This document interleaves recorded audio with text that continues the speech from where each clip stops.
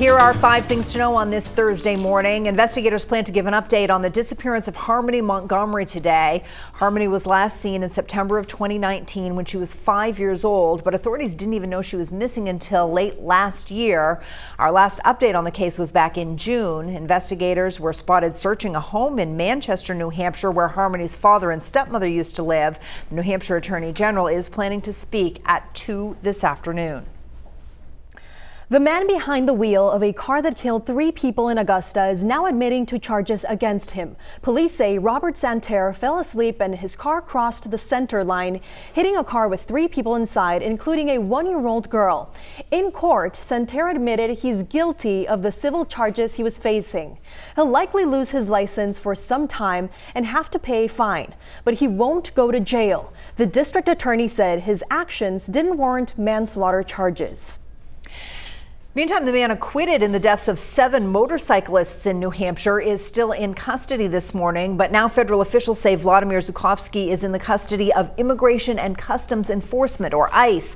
He's a citizen of Ukraine and has an extensive criminal record, including drug possession and larceny. Zhukovsky will remain in custody until he appears before an immigration judge. School districts across the country are still dealing with a teacher shortage, but one district in Maine isn't having that problem. According to the Bangor Daily News, the Bangor School Department only needed to fill 15 spots. A spokesperson says 13 of those vacancies are just waiting on final approval. Officials in Brewer and the Hamden and Old Town areas are also reported fewer vacancies than expected this year.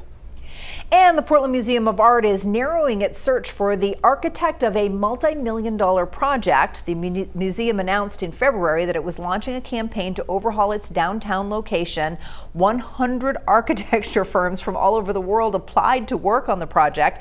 That number is now down to 4. You can read more about the project this morning in the Portland Press Herald.